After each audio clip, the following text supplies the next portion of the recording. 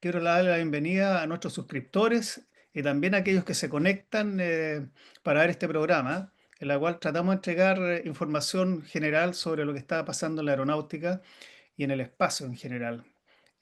También hemos incorporado una parte histórica para ir develando qué han hecho algunos actores que solamente han sido conocidos por quienes hemos estudiado ingeniería, básicamente por el apellido, más que por todo el esfuerzo que desplegaron. Y tenemos un poco más adelante algunas historias al respecto. Así es, dicho lo anterior y habiéndoles dado la bienvenida, dejo con usted a Fernando Mujica, que nos acompaña y es panelista estable de este programa. Así que, Fernando, muy buenas tardes, bienvenido. Hola, Y buenas tardes a todos. Vamos a hablar hoy día de algunas noticias aeroespaciales. Eh, hay bastante, hay muchas noticias aeroespaciales normalmente y encontré dos que me gustaría conversar y compartir. Voy a compartir la pantalla. Compartir.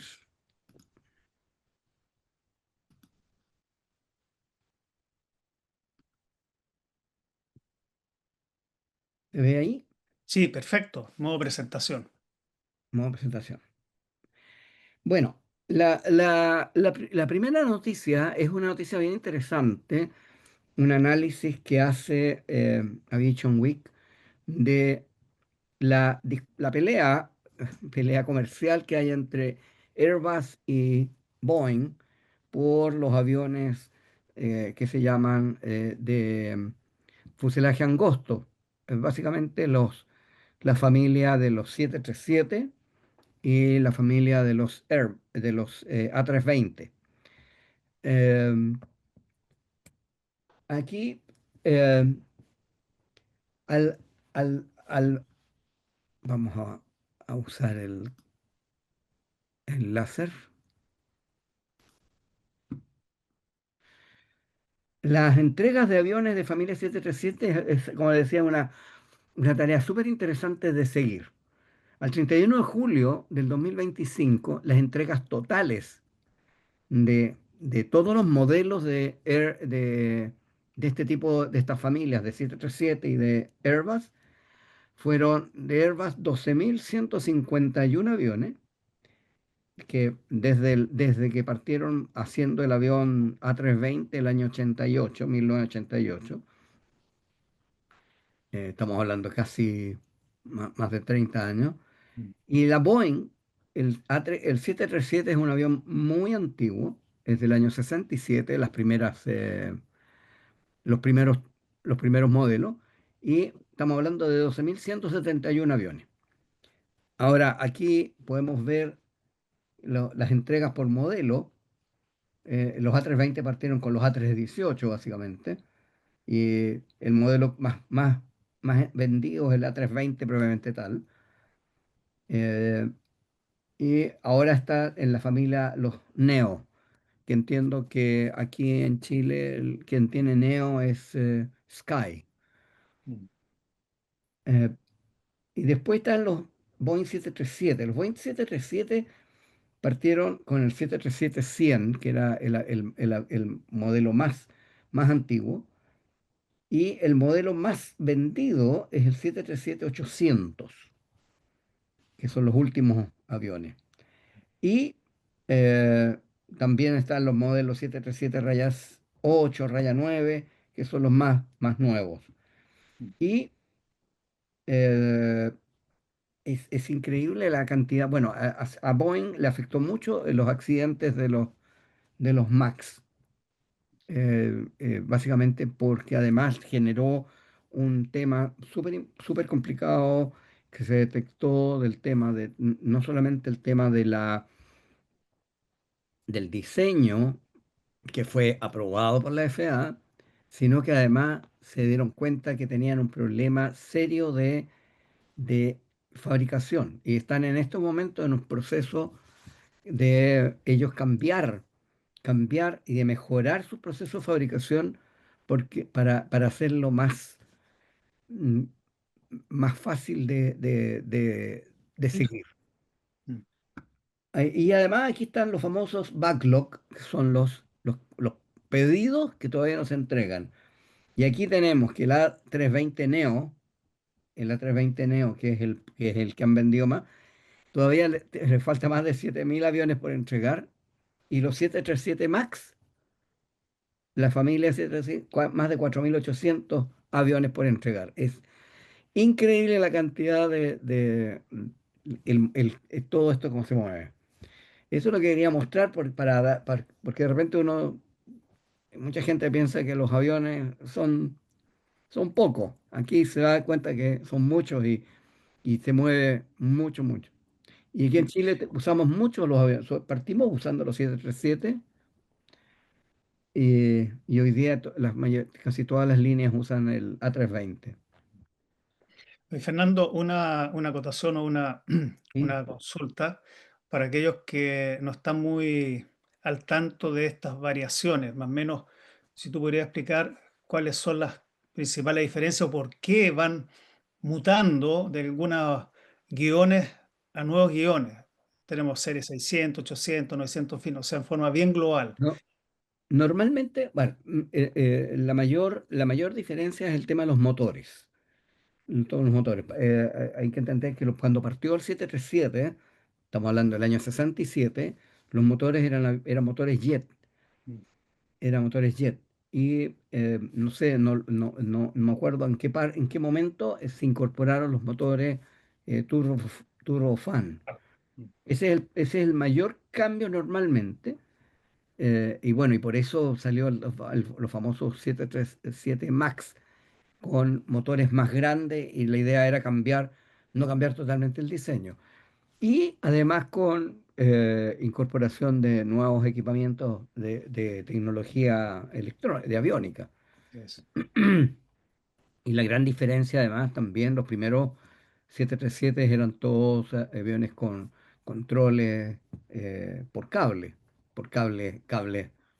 no por cables eléctricos, por cables de acero. Y bueno, el A320 básicamente es un avión no sé si la mayoría, pero los últimos con fly-by-wire. O sea, sin cables, sin cables de comando. Este era un pequeño snap solamente. Ahora yo quiero hablar de un tema que me impactó y que incluso Aviation Week lo pone como de la ficción a la realidad. Las armas láser, y estamos usando un láser aquí, obtienen credenciales de combate. Hasta hace poco tiempo todo el mundo decía que se podían usar las armas láser, pero en mayo de este año el Ministerio de Defensa israelí informó que se había enfrentado a decenas de amenazas enemigas usando láser de alta potencia conocido como Iron Beam. Existe el Iron eh, Shield, que es el escudo de acero, de una de las partes que ese es el sistema que tienen los israelitas para proteger contraataques, y este es el Iron Beam, el, el, el, el rayo de acero.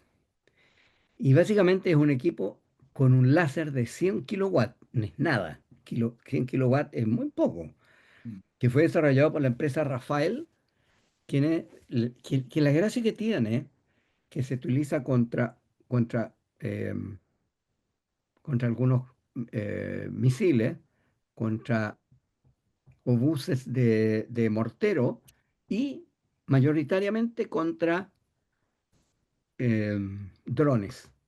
Y la gracia es que por cada disparo, el costo por cada disparo es $20, alrededor de $20, contra, contra los misiles que son carísimos. Cada misil supera los 3 millones de dólares, 3 4 millones de dólares en el mejor de los casos. mm. Pero esa es la gracia. Básicamente, este es un concepto que quiero mostrar. Básicamente, el sistema del láser tiene dos partes. La primera, los sensores de traqueo y de seguridad, y la otra, la producción del láser. ¿Ya? Eh, cuando se produce el láser ¿cómo se llama? Se traquea el objetivo, y eso hoy día ya es bastante bueno, y se le manda un láser de una potencia suficiente para poder dañar distintas partes de los componentes. Puede hacer que se queme, puede hacer si tiene algún elemento de, ¿cómo se llama? Algún explosivo, puede hacer explotar el explosivo, etcétera. Eso es básicamente el concepto, ¿ya? Y lo que hicieron los israelitas, lo que hicieron fue este elemento. Este es una muestra, este es el camión, y aquí tiene el sensor. O sea, tiene Mm. el sensor y el emisor del láser. Obviamente está hecho en un camión militar, de, ¿cómo se llama? Es que se parece que es 6x6, Sí, ¿ya? Eh, para poder estar en distintas partes. Y la gracia está en que efectivamente lo han probado. Y no solamente lo han probado, lo han hecho hoy día, y como decía el Ministerio de Defensa israelí, ah, básicamente han destruido distintas cosas. Aquí les voy a mostrar un video, que, a ver, un momentito.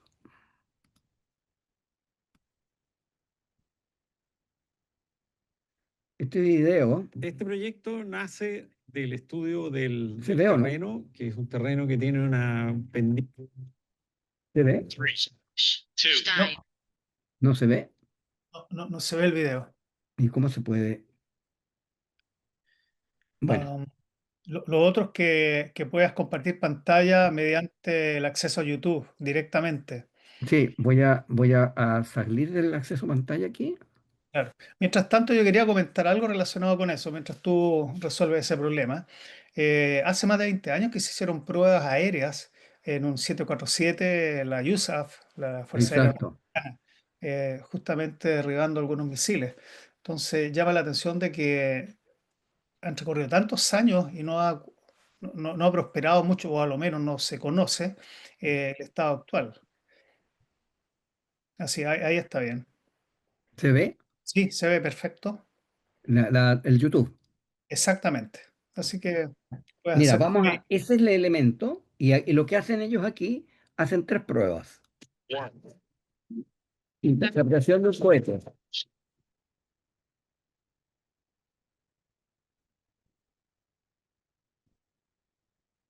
Target engaged. Target successfully intercepted. Es un mortero ahora. Ya. Laser interception in progress. Successfully intercepted. Un dron. Ya, eso es más fácil por la baja velocidad.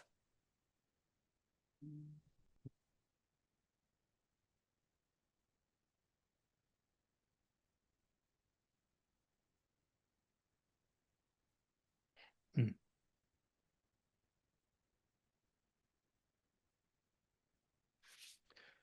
Yo creo que impactante la demostración, pero tantos años que se ha trabajado en esta tecnología y que todavía no tengamos armas tan efectivas como esta. Esta es una ya clara demostración de que el camino se está abriendo, pero tantos años que han transcurrido es llamativo. Es que, claro, yo creo, déjame dejar de compartir. Voy a volver a la presentación.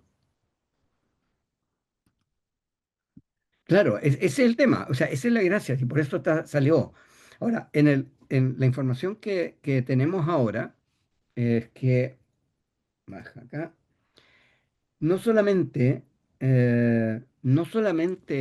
Israel ha hecho esto, el ejército de Estados Unidos también hizo pruebas, porque el tema está en que hoy día el, cualquier defensa contra los drones, o sea, acuérdate que el uso indiscriminado de drones apareció en la guerra en la guerra, en la invasión de Rusia a Ucrania. Y Así ahí se es. empezó a usar los drones de una manera completamente indiscriminada. Desatada, Y diría yo. eso, ¿ah? Desatada. Desatada. Entonces Ah, ahí salió, bueno, ¿con qué nos podemos defender? Porque si nos defendemos con misiles, o sea, matar un dron que vale, no sé, con suerte $5.000, con un, con un misil de $2 millones no tiene mucho sentido, digamos. claro. ¿Ah? Entonces, por eso han salido varias, eh, disculpa, varias em, opciones. Entre ellas, bueno, la israelita que ellos plantean que ellos sí lo han usado. Eso, porque todos muchas veces dicen, oye, vamos a usarlo, no, aquí ellos lo han usado. Y obviamente ellos lo dicen de una manera, como para decir, tenemos estas armas, así que no crean que estamos gastando mucha plata, porque cuando pasó las primeras veces, cuando los israelitas usaron el Iron Shield contra los misiles que le mandaba Saddam Hussein, claro, ahí era bueno tener un misil que fuera a interceptar, un Patriot, por ejemplo, que fuera a interceptar un misil tipo Scud, vale la pena, digamos. Así Pero es. después que empezaron a tirarle otro tipo de elementos, sacaron este tema. El de los israelitas es de la empresa Rafael, que es una empresa muy conocida en el ámbito de misiles y de cohetes, etcétera. Aquí los estadounidenses, por ejemplo, los estadounidenses sacaron esto e instalaron el año 2004 cuatro de estos sistemas en el comando central. El comando central ellos le llaman a todo lo que tiene que ver con en la zona complicada del Medio Oriente, ¿ya? Y además el Reino Unido también está instalando, y básicamente ellos los están instalando en buques, con la idea de tener algo con qué defenderse. Porque la gracia que tiene esto es que es muy, entre comillas, muy económico. Solamente necesitas energía eléctrica. Así es. No necesitas tener municiones, etcétera. Entonces, es casi como decir, yo creo que es casi la ciencia ficción llegando acá. La Pero acá última, sí, hay una derivada, Fernando, y, y me voy a aventurar un poco, porque esto destruye un negocio, ¿ya? ¿cuál? Destruye un negocio, el que fabrica misiles, para justamente poder defenderse contra estos aparatos, contra otros misiles, ya no va a tener sentido la venta y el gasto en misiles que efectivamente valen de los $600.000 hasta $1.000.000. Entonces, es una situación bien compleja bajo ese Claro, punto de vista. claro. Pero también está el tema de que eso hace. eh, Esa misma gente hace estas otras cosas, o sea, al final del día son las Claro, mismas empresas. Pero exactamente. además, pero además, claro, lo que pasa es que uno de los problemas que pasó seguramente en la guerra en la invasión de Rusia, no me gusta llamarle la guerra de Ucrania, porque no es No, una guerra, es una invasión. exacto. Eh, en la invasión de los rusos se usaron muchos cohetes, muchos, muchos, muchos. Y la gente gastó tanto y además no tenían una capacidad de reemplazo muy rápida, sino eso no se fabrican como uno fabrica pan, digamos. No es así. Pero bueno, ese es un tema súper interesante para irlo comentando más adelante. Y en la última foto acá es la foto de un dron, de estos drones comerciales comunes y corrientes, que así queda cuando fue golpeado por un láser. O sea, la gracia del láser es que es casi como hacerle un cortocircuito, digamos, ponerle, Y es interesante porque además puede ser un sistema de protección para, para, eh, para los aeropuertos, por ejemplo, que de repente están, incluso Sí. cuando termina el artículo en Aviation Week, ellos dicen que en la última feria, la feria aeronáutica que hicieron en Arabia Saudita, instalaron uno de estos equipos, uno de estos sistemas para proteger la feria,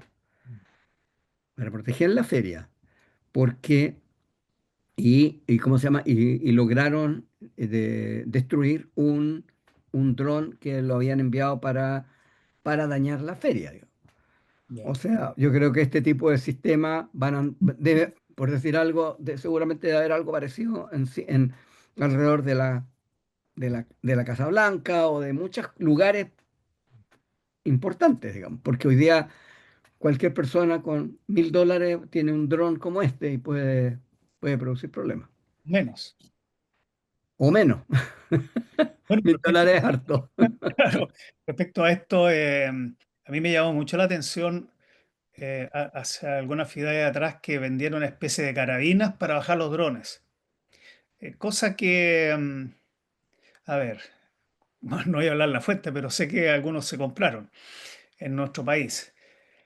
Y la pregunta es, primero, tienes que tener un sistema de vigilancia para detectar los drones. Claro. Tienes que tener al individuo en el punto, porque esos tienen un alcance determinado para poder bajar el dron y no actúan a 5 kilómetros, 6 kilómetros. Entonces, la pregunta es, ¿valía la pena tenerlos? ¿Os vale la pena tenerlos? Entonces, esto que tú estás mostrando hoy día es una nueva tecnología que se está, voy a decir, ampliando bastante y que efectivamente es sumamente eficaz. Es Sí. decir, es un sistema de detección, porque tienes que tener un radar que detecte los drones. El ojo humano muchas veces tú no lo alcanzas a detectar a menos que No, estés a 500 metros, 100 metros más o menos. Y más allá de eso no los puedes ver. Entonces tienes que tener un sistema radar para detectar los drones y después un sistema para destruirlos o para definitivamente neutralizarlos. Y todo eso tiene que ser automático, no puede ser manual. Por eso que no, no, cuando veía, exacto. cuando veía estos vendedores con estas carabinas para bajar los drones, la primera pregunta es, bueno, ¿y cómo van a adivinar dónde va a venir el dron? ¿Ah? Porque tienen una persona, van a tener esa persona necesita comer, necesita dormir. ¿Y cuánta gente los va a tener? ¿Pues los va a tener alrededor de la pista de un aeropuerto? La respuesta es no. Entonces, yo creo que, a ver, yo creo que hay que ser responsable en términos de tomar decisiones cuando uno ve los temas tecnológicos. O sea, tiene que estudiar muy bien Sí, las realidades. Como dicen, vivir la realidad, cuáles son las amenazas y cómo poder combatirlas. Sí, bien interesante lo que has expuesto y yo quería adicionar un par de cosas. Una, respecto a las noticias que aparecieron en Aviation Week, respecto a la empresa EOS, que es Electro Optical System de aquí de Reino Unido, perdón. Y en Reino Unido están, voy a decir, fortaleciendo la creación de sistemas láser para destrucción de satélites, cosa que se habló hace muchos años atrás también en Estados Unidos y un proyecto que está un poco, a ver, no sé si en la oscuridad al punto de vista en que no se conoce o que se hayan detenido las inversiones, no lo sé. Pero sí me llamó la atención de que efectivamente hay una empresa que está marcando fuerte el paso en Reino Unido y se llama EOS. Y lo segundo, que tiene relación con los drones, es lo que en la noticia esta semana también respecto a una cantidad de drones que no fueron pocos, o sea, por lo menos más de 10, que pasaron a la frontera polaca. Y, sí, y respecto a eso quería, a ver, quería enfatizar lo siguiente. Un dron o dos drones puede que se pierdan, ¿ah? Puede que se pierdan, puede que, por problemas de comunicación, etcétera. Cuando estamos hablando de más de 10 drones, 15 drones o 20, la cosa es distinta. sí. Porque No es una falla, no es una falla y no es una casualidad. Entonces, la pregunta es, ¿qué se pretendía con eso? Y la gravedad que tiene también, porque al estar violando un espacio aéreo soberano, ya es otro problema. Entonces, esperemos que esto no escale, porque normalmente cosas graves parten con pequeñas cositas, como esta. ahí se mostraban hoy día en la mañana la foto del dron, son de estos drones, parece que eh, no, turcos o iraníes, Ah, iraníes. sí, que son estos de ala delta. Sí, sí. No son chicos, deben tener por lo menos más de 1,5 metros de envergadura. Son bastante grandes. Y como dices tú, o sea, Mm. no es que se te pierda la señal, digamos. No, No, no. no. Y lo otro que me llamó la atención dentro de la noticia es que algunos fueron derribados por los F-35 holandeses. Eh, Sí, y- y- están haciendo seguramente PAC, o sea, patrulla aérea de exactamente, combate para la OTAN. exactamente. Pero ¿dónde viene mi análisis respecto a cómo poder identificar, primero por radar, y no le vas a lanzar un misil, porque eso es igual como se dice en una jerga, a matar una mosca con una escopeta. O sea, aquí hay que ocupar el armamento adecuado desde el punto de vista de eficacia, costo-beneficio. Entonces, ¿cómo fue? No tenemos más antecedentes, vamos a tratar de Yo, escudriñar un poco más qué está pasando ahí, qué es lo que ocurrió. bueno, ahí mostraban ayer el jefe de la OTAN, decía que los que habían detenido a los misiles habían sido F-16 polacos, Ya. F-35 de los Países Ah, Bajos, sí, Países Bajos. y un AWACS de la OTAN y otros elementos más. O sea, yo creo que, yo creo que hoy día en Europa los AWACS de la OTAN, que son muy similares a los AWACS que tenemos en Chile, están Sí, todo el día, porque la OTAN tiene, parece que son como 10 o 12 aviones permanentemente y con matrícula OTAN, digamos, exacto. volando en la frontera ahí, como. Sí. Para el que no sabe de los IWACS, una nueva terminología, son aviones que tienen un radar en el lomo, un radar giratorio, y que permite captar diferentes blancos, movimientos, aviones, etcétera, fácilmente 400 kilómetros, más o menos, dependiendo obviamente de la altura de vuelo. No sé si tienes algo ahí como para Voy a mostrar mostrarle. una foto, a ver, voy a mostrar una foto.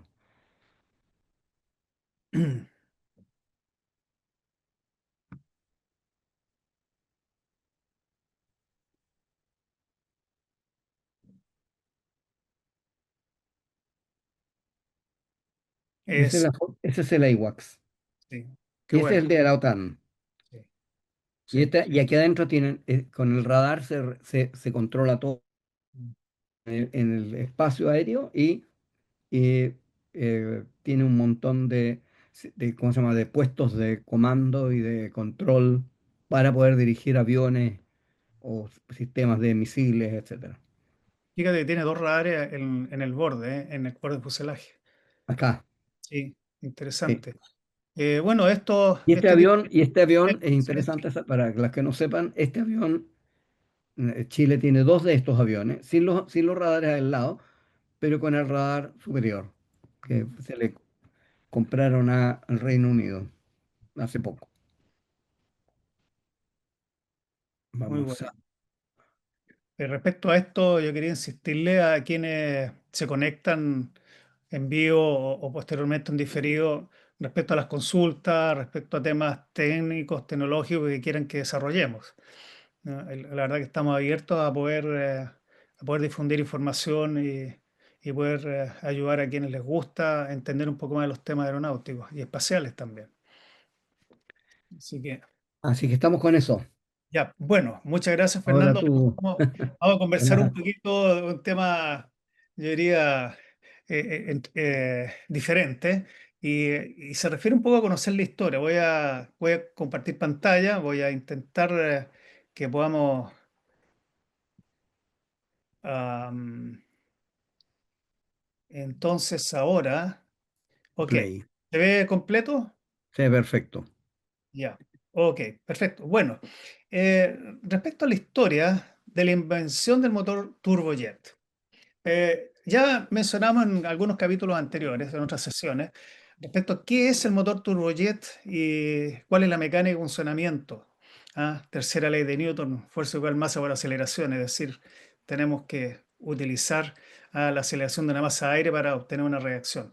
Pero bueno, y aquí viene algo bien interesante que para mí fue un poco una sorpresa, porque siempre había escuchado y me habían enseñado que Frank Whittle fue prácticamente el creador del motor turbojet. Pero sin embargo, ahora se le reconoce, o en algún momento y no muy difundido, que es un coinventor, porque el francés Maxime Guillaume emitió una patente el año 1921, pero una invención similar de un motor de flujo axial y claro, se dice no, es que técnicamente era inviable para la época. Que más adelante voy a ir al detalle, es que es sorprendente.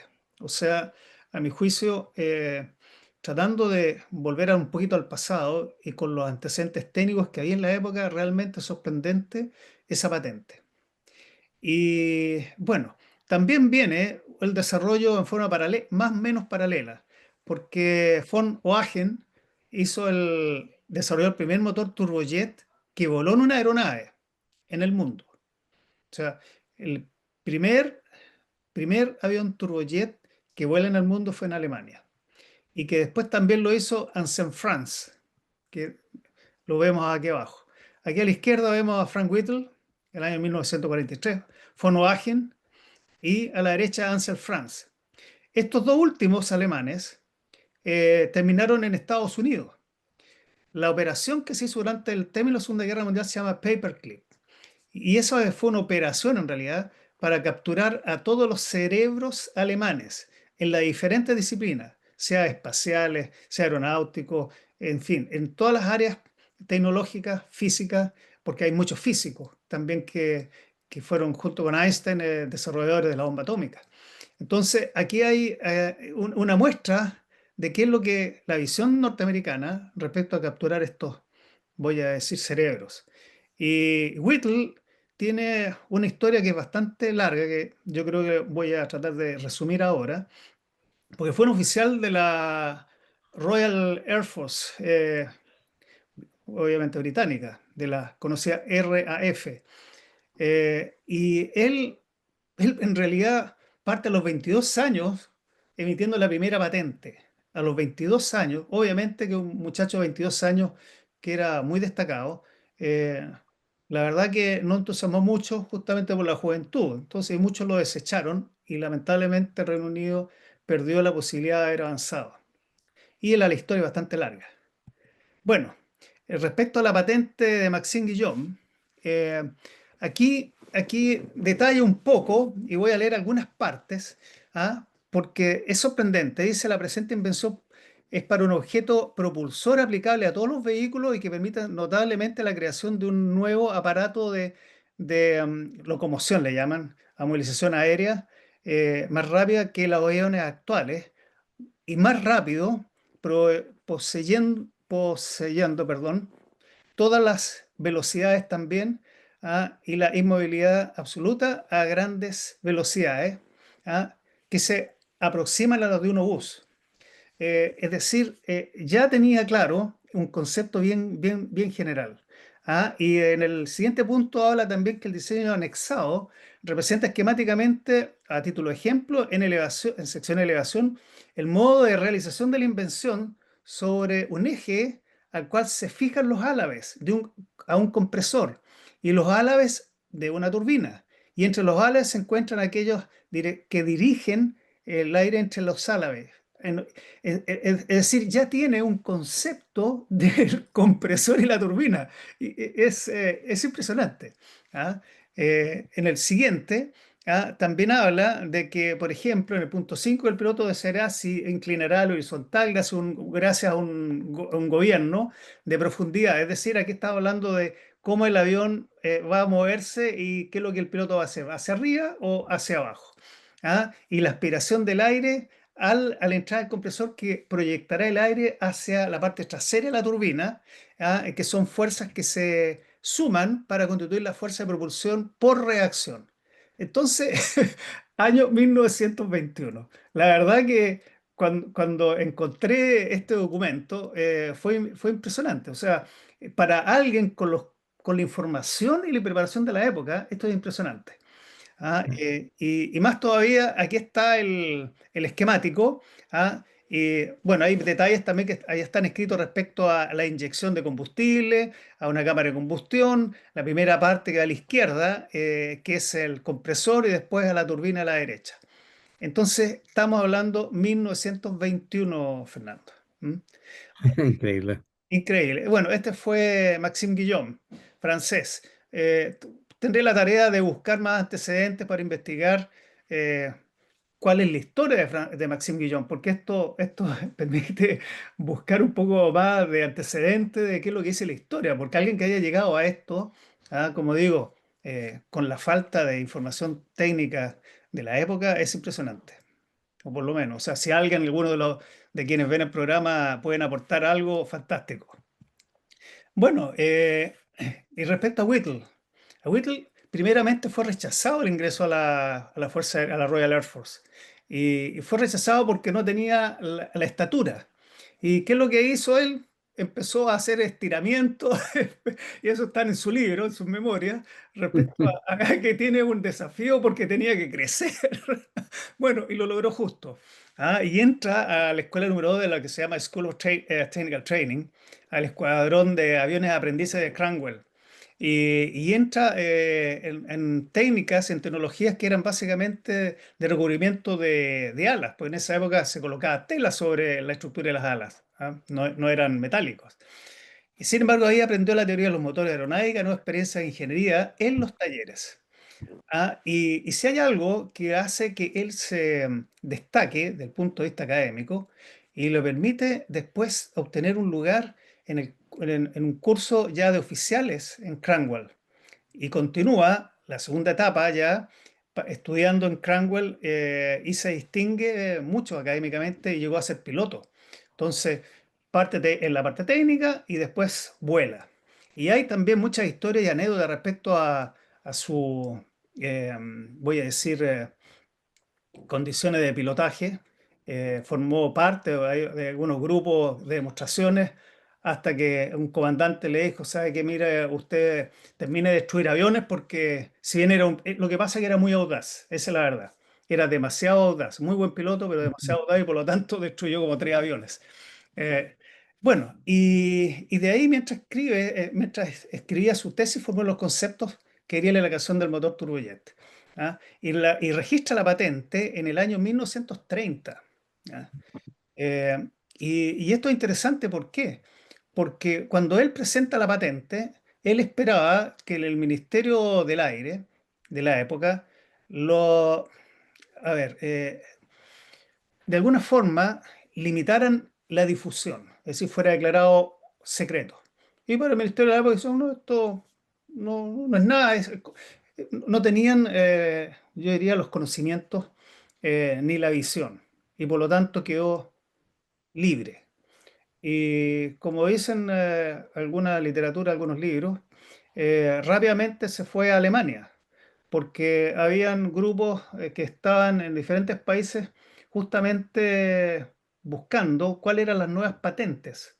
Y aquellas patentes que eran de dominio público, rápidamente una copia y se iba al otro país. Y eso lo Quiero, reconoció Volkswagen. quiero comentar sobre esto. Eso lo hacían todos los países. En Estados Unidos existía la NACA, el Comité ¿cómo se llama? De Aeronáutica Nacional, la NACA, y ellos hacían eso mismo, y cuando encontraban algún documento por ejemplo, en Alemania o en, eh, o en otros idiomas, ellos emitían una technical note, ¿ah? Una TN. Y las technical notes eran específicamente para esas cosas que estaban abiertas. Ellos la tomaban, la publicaban para que fuera conocida por toda la comunidad de aeronáutica de Estados Unidos, básicamente, porque esa era un poco la idea. No todos hablaban alemán, por decir algo, y no todos tenían acceso a las cosas que se miraban a los otros lados. Así que los alemanes seguramente y los japoneses también, todos tienen que haber hecho lo mismo Claro, en esa época. claro. Bueno, ahí está marca la diferencia entre las visiones que hay estratégica en cada país, en darse cuenta un poco cuáles son las consecuencias. Y bueno, el tema es que primero no era secreta la patente, nunca fue declarada reservada, y después pasa algo bien lamentable, voy a decir, porque él se gradúa como oficial y después, en base a las calificaciones, él consigue ir a la Peterhouse en Cambridge para estudiar ya ingeniería mecánica.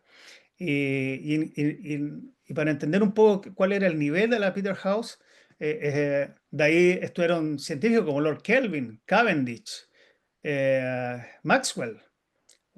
Entonces, gente que logró premios Nobel, o sea, ese era el nivel de esta escuela en Cambridge y que él logra ingresar y graduarse. Bueno, y respecto a la patente, en algún momento entre sus estudios y también en la creación de PowerJet, que es la empresa que él crea para poder desarrollar el motor turbojet, eh, viene el vencimiento de la patente. Y él no tenía el dinero para poder pagar. Eran 5 libras de la época, que no sé cuánto es hoy día. Es una tarea que tendré. Pero costaba 5 libras. Y no tuvo el dinero. Y por lo tanto, la regla es que ahí la patente pasa a ser, no, pierde la propiedad. O sea, tú pierdes la propiedad si no renuevas la patente. Bueno, eso es lo lamentable que pasó. Ya sabemos después qué ocurre con los motores. Ahí hay unas fotografías de Whittle arriba, Sir, fue nombrado Sir después. Abajo el motor, el WU1, y hay que fijarse en la estructura que tiene abajo las salidas hacia las cámaras de combustión. Y aquí quiero detenerme un poco porque para entender un poco el desafío de la época, hay que entender de que la metalurgia no tenía el desarrollo que requerían las turbinas o los motores turbojet, porque la pregunta era qué metal existente podía soportar las temperaturas de salida de turbina. Primero, cámara de combustión y segundo, la salida de turbina. Y bueno, mucho atraso hubo respecto a eso porque había que desarrollar también la metalurgia. ¿Ah? Algunos desechaban la idea porque decían, ¿sabe qué? No están los metales, no está el producto, los insumos. Sí, pero y si uno no fuerza el sistema, no va a existir. Por lo tanto, esto derivó después en algunas empresas que se dedicaron a poder desarrollar metales que pudieran ser más resistentes y aceros también, en fin. Y ahí se ve más o menos la arquitectura del motor, que es anular con las cámaras de combustión, anular. Lamentablemente no tengo aquí el puntero, pero arriba se puede. Y abajo el avión ya, el Gloster Meteor, que fue el que se utilizó para volar con esas turbinas, pero hay un paso previo y el paso previo es justamente que se contrata a Gloster para el desarrollo de una aeronave prototipo monomotor para probar justamente la viabilidad. ¿Mm? Eh, pero antes de seguir con ese punto, ¿quién fue Anselmo Franz? Porque aquí vienen varias historias.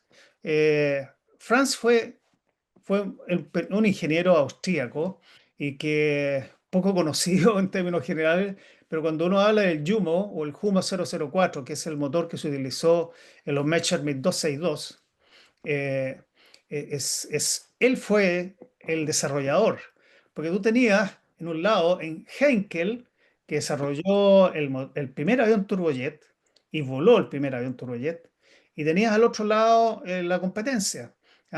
Entonces, entre Heinkel y Junkers había cierta competencia y también hay que entender un poco otros contextos y el por qué se prioriza no se prioriza a Heinkel. Y hay un tema que uno era una empresa privada y la otra era una empresa que tenía más, voy a decir, contacto a nivel gubernamental. Y por lo tanto aquí vienen las simpatías por diferentes tipos de condiciones. ¿Mm? Y Ansel Franz, que se fue a Alemania, como decía, en la operación Paperclip, fue el hombre que estuvo detrás de los desarrollos de los motores T-53, que entre otros, a los UH-1H, que motorizó a los H-1H. Después el Honeywell T-55 y el T-55 que se utilizó en aeronaves como el Chinook y el AGT-1500, que es una turbina que se utiliza en en los tanques Abrams, en los M1, en la turbina se ocupa acá. Y después están los PLF-1A2, que fue el primer motor turbofán de alto, en este caso, bypass, ¿m? Que lo vemos acá abajo. Y que dio origen también a los LEAP, que es una generación de aviones que va en los A320 y en los 737 MAX. Entonces, este es el nivel de este cerebro, voy a decir, que terminó en Estados Unidos en esta operación. Entonces, como digo, él fue el hombre detrás del desarrollo de los Jumo o Jumo 004, que va a dar para otro programa porque la verdad que la historia también es muy interesante porque los desafíos fueron más o menos los mismos. Y de hecho, los primeros Messerschmitt 262 que volaron tuvieron un problema de turbina y de compresor porque no tenían los metales adecuados y tuvieron muchos accidentes producto de eso. Muchos accidentes. Eh, Aquí en la historia de Junkers, el año 1936, y en este caso, eh, el desarrollador en los años 1930 estuvo a cargo de los desarrollo de todo lo que eran los supercargadores y turbocompresores, que fue más o menos lo más similar en términos, voy a decir, tecnológicos al concepto que daría a una turbina, porque por efectos aerodinámicos y todo lo que significa fue más o menos, y también en el ámbito de Whittle, las empresas que fue BTH también se dedicaba a la fábrica de turbocompresores. Entonces, por ahí nace el apoyo metalúrgico y también tecnológico. ¿Ah? Entonces, eh, y bien interesante porque pasan las cosas que a veces ocurren. Von Ohagen hizo la primera prueba, llama a las autoridades alemanas y la verdad que el Ministerio de Aviación alemán dijo, ¿sabe qué más? No, eso no nos interesa. ¿Ah? No le vieron el futuro. Lo cual, lo cual es impactante. ¿Ah? O sea, afortunadamente, digo yo, fue así, porque si no, imagínate que el Messi Medusa hubiera salido 4 años antes. ¿Ah? No, ahí se cambia Cambia la historia, cambia la cambia historia. el- Entonces, la eh, guerra. claro, teníamos por un lado a Heinkel y a Juncker. Y en el caso ah, de qué es lo que pasa detrás de bambalinas, porque efectivamente a nivel del el Ministerio del Aire alemán, la RLM, tratan de mantener ese desarrollo, ¿ah? pero sin el patrocinio oficial superior, porque se dieron cuenta, estos son dos científicos, ingenieros, Schelp y Mauch, y consideraron que el motor de France en este caso era el más adecuado. ¿Por qué? Porque entendían que como tenía más experiencia en turbocompresores, sería el ideal para hacer el desarrollo. Bueno, y ese motor tenía estas características en cuanto a 1980 libras fuerza y 6.000, en este caso, 6.000 motores que se fabricaron. Se fabricaron 6.000 motores. O sea, Oh, es una... es Es mucho. bastante. O sea, cuando uno ve estos números, eh, Eso era para el 262. para el Measurement 262, O sea, 6 motores. o sea, No, la cantidad de... es- o sea, si yo te digo que fue una suerte, pero aquí hay, no sé si más adelante lo tengo, hay una explicación también del por qué. ¿Ah?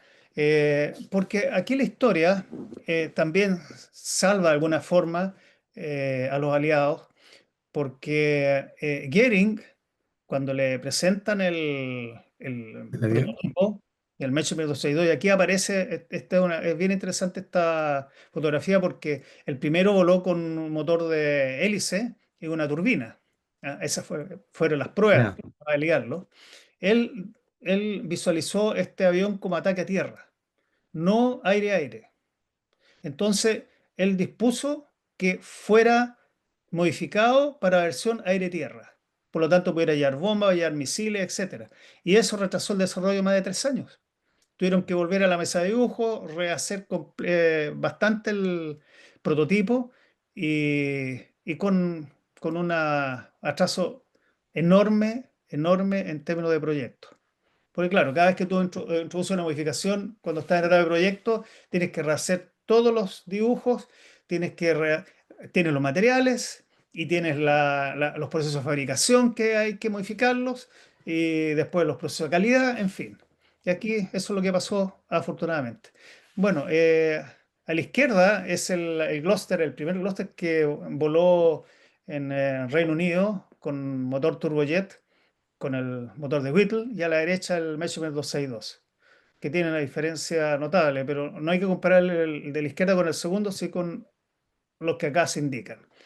¿Por qué? Aquí tenemos el prototipo a la izquierda, que fue el prototipo a validar, y a la derecha están ya las versiones de Gloster, el Gloster Meteor, que vuela con dos motores, y vuela con dos motores porque uno era insuficiente por el empuje, era bastante bajo. Entonces, y se ven, por ejemplo, en las nacelas, la diferencia entre las diferentes versiones, porque tú cuando hablabas, hablábamos de los diferentes guiones en los aviones Boeing. Bueno, aquí está el porqué, pues. Aquí es típico una explicación de las diferentes motores que se... Versiones. Sí, muchas versiones. Bueno, y este es un cuadro que preparé para mostrar bastante la línea de tiempo, porque ahí se ve, en enero del año 30, Whittle registra la primera patente de motor turbojet. Después, en el año 36, Whittle crea PowerJet. Ahora, imagínense que Whittle era un oficial, y un oficial crea una empresa. Te puedes dar cuenta, ya la complejidad en relación con su empleador, que era el Estado, que era la Royal Air Force, y además él tiene una empresa que va a desarrollar los motores. O sea, a ti te das cuenta ya que la complicación partió desde el inicio. ¿Ah? Y con las complicaciones de las relaciones, de los mandos, etc. Y el año 37, Whittle prueba el concepto del motor. O sea, lo hace en un banco prueba, invita a las autoridades y ahí logra ya el apoyo de la Aeronautical Research Committee, que es un comité de investigación aeronáutica del Estado, que ya empiezan los contratos para poder desarrollar el motor en el año 37. ¿Ah? En abril del año 39 comienza el diseño del Measurement 262, el diseño. ¿Mm?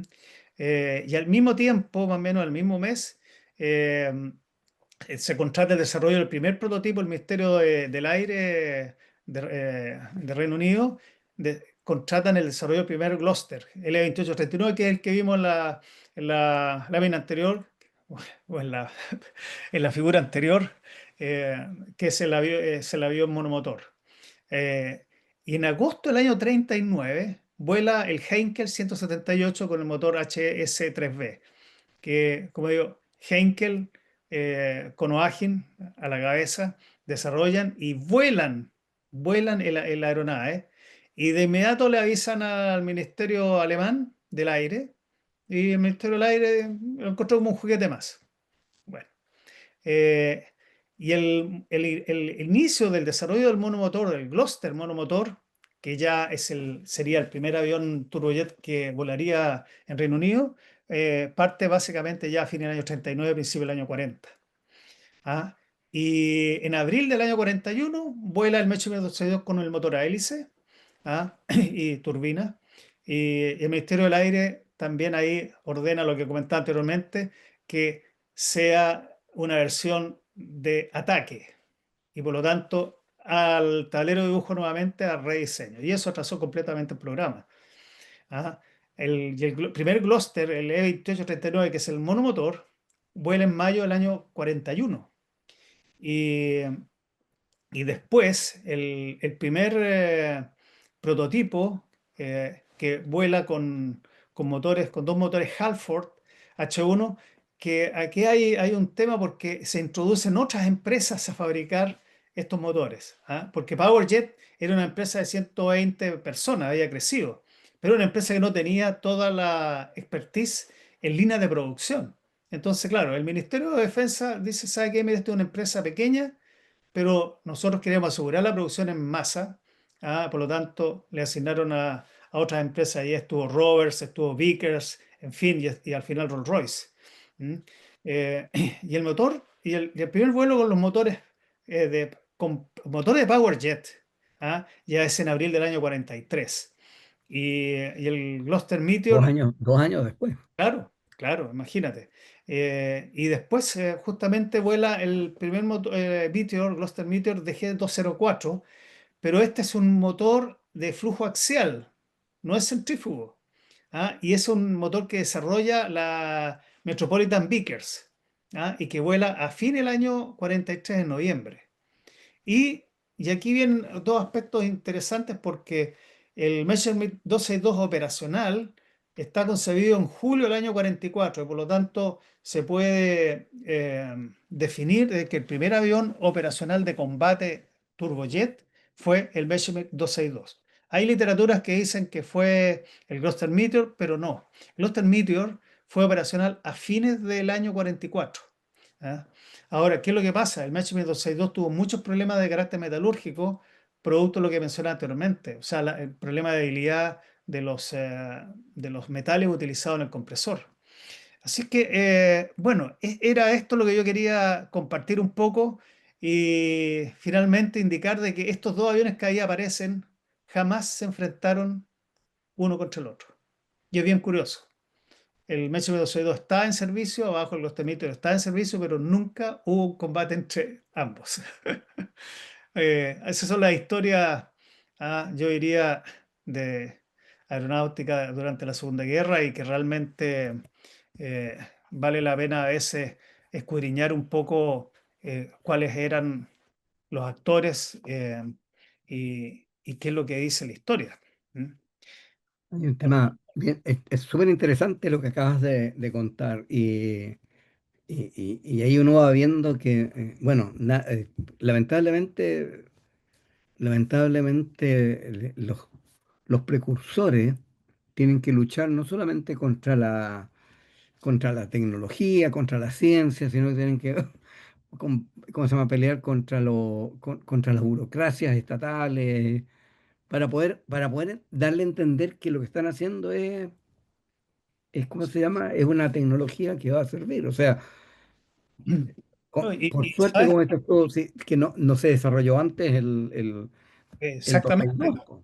Claro, o sea, cuando uno ve un poco la historia, hay como una mano, la mano de Dios, que ayuda a que determinadas cosas no pasen o pasen después, en fin, que arreglan las cosas temporales, porque efectivamente hubiera sido antes, los aliados no habrían podido superar a Alemania. Ah, No, y estaba viendo que ellos fabricaron 1430 aviones. sí, O sí, sea, sí, por eso la cantidad de motores, porque obviamente claro, exacto. los aviones estaban bien, pero los motores, como Claro, dices tú, iban fallando. hay una falla tremenda. Si al principio a ver, prácticamente duraban el vuelo, porque tenían problemas de vibración, tenían que resolver los problemas de vibración, porque todo era nuevo. El motor turbojet era algo totalmente nuevo. Y de hecho, el Mecho Medio era donde era notablemente vulnerable, era cuando iba aterrizando y cuando iba despegando. Y ahí era donde los aliados trataban de poder derribarlos, pero tenía una velocidad de aterrizaje de 200 millas por hora. O Es sea, mucho. el avión, claro, era un avión sumamente rápido. Y también cuando uno ve la formación que le dicen de tiburón, había otra causa. ¿Por qué? Porque al instalar los motores, el tren de aterrizaje tenía que retractarse hacia adentro. Entonces no había espacio en las alas. ¿Por qué? Porque las alas eran muy delgadas. Entonces el tren de aterrizaje tenía que llegar hacia el interior del fuselaje y por eso el fuselaje es ancho, y Ya. tiene la forma que tiene. Entonces es interesante el por qué, la forma del diseño y cómo resuelven el problema. Y es esa la causa. Entonces uno va encontrando, y aquí para quienes estén viendo el programa, ponerse un poco en lo que se vive. Por un lado, en la historia tenemos la cantidad de problemas que tuvo Whittle con su entorno y con lo que mencionaba anteriormente, un oficial muy joven, muy brillante, pero joven, que crea una empresa y que tiene que luchar contra todo el mundo, todo el sistema para poder conseguir financiamiento. Por otro lado, tienes la creación de lo que llaman el Ministerio Aeronáutico de Producción, el MAP, que lo crea Churchill, con la finalidad de poder concentrar en un solo organismo toda la fabricación de aviones cuando ve que Alemania está, hablemos, eh, prácticamente ahorrándolos del mapa, que hay una parte de la historia bien interesante. Entonces, tú ves voy a decir, situación, ese escenario, y al otro lado, tú ves a dos grandes empresas en forma independiente porque Henkel es privado y tiene el dinero para él pagar el desarrollo. No tiene que pedirle plata a nadie. ¿Ah? Y después trata de venderle el proyecto al Estado. Y además tienes a Junkers, que es como, me diría, el protegido del sistema. Y ahí a lo mejor hay que entrar a investigar un poco más respecto a las condiciones, voy a decir, tal vez políticas, de conexiones que tiene la gente, en este caso Junkers, con el gobierno que es privilegiado para el desarrollo del avión y además, en este caso, los motores, donde se une BMW por un lado, que también intenta fabricar estos motores. Entonces la historia es bien interesante bajo todo punto de vista, porque están los problemas de carácter, puede decir, político, problemas de relaciones, problema de poder, la oportunidad, la capacidad de poder visualizar las tecnologías y lo Y, otro, y además estaban en la mitad de la guerra. en la mitad de la guerra, O sea, exactamente. cualquier decisión era Claro, la difícil. problemática de obtener níquel cadmio, por ejemplo, para las aleaciones. Entonces los alemanes toman la decisión de cosas más simples porque estaban con esa cantidad de problemas. Eh, y la verdad que resolver eso requería una tremenda resiliencia, esa es la verdadera palabra. Increíble. Así que bueno, esa es parte de la historia que quería compartir. Muy bueno. Muchas gracias. Está muy interesante tu presentación. Realmente cosas que uno no conocía. Y esa es una de las gracias de, de- de indagar en la historia de cada una de los componentes que se han desarrollado, por decir algo, en la parte de la aeronáutica. Efectivamente, como es, Y que todas esas cosas, y que todas esas cosas hoy día están siendo usadas en los aviones que se vuelan todos los días. exactamente.